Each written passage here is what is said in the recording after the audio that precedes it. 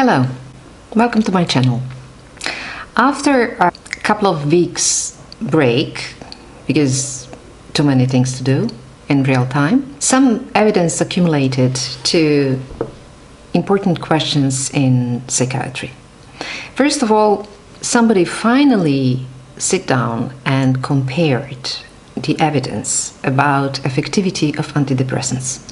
So I'm going to talk about the piece which was out in the last week of January, talking about how antidepressants are actually effective.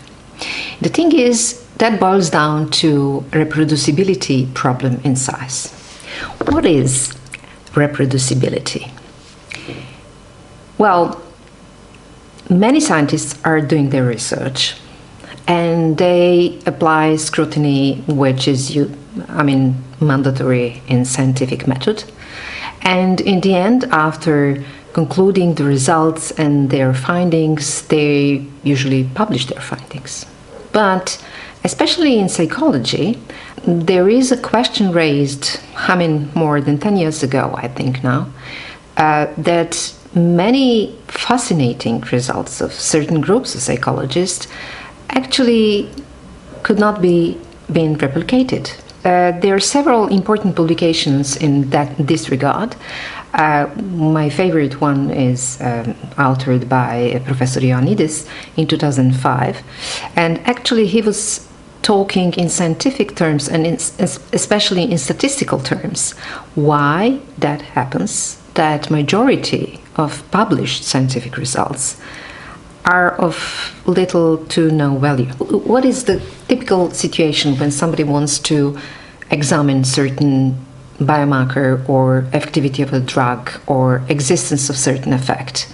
They usually have one group, let's say people with certain treatment, with some disease, and healthy group.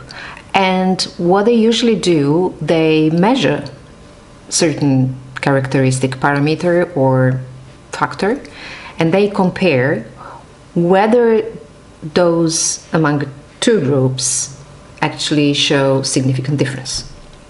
And usually in scientific literature it is reported as statistically significant difference.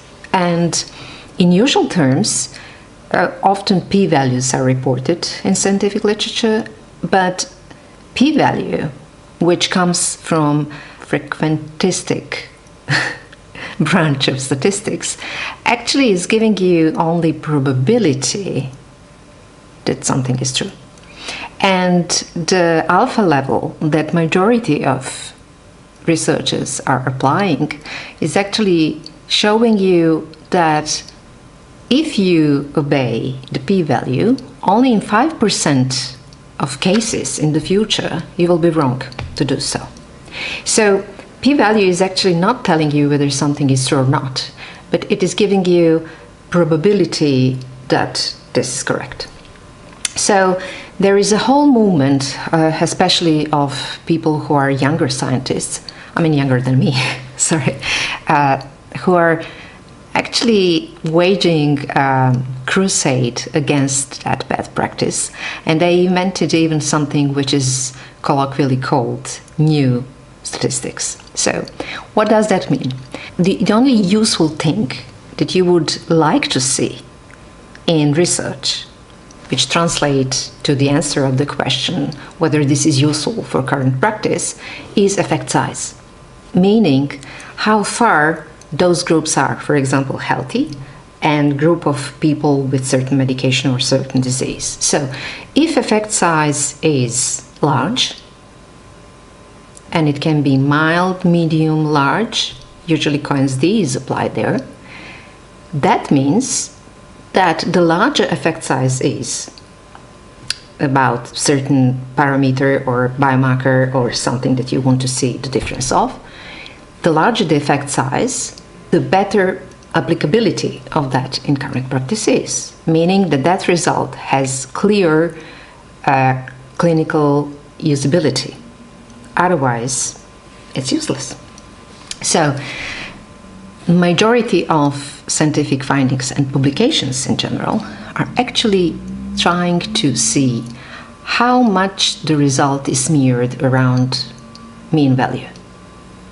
And very often it is not of any practical use. Only if you look to the effect size, you really have the answer on the question, is this result useful in practice? So when people started demanding that in every publication you have a mandatory registration of your protocol, saying what exactly protocol is going to be used, what methodology you're going to use, when you're going to stop, how big is the sample that you're collecting, etc., then it can be considered as transparent publication, transparent reporting on your scientific results.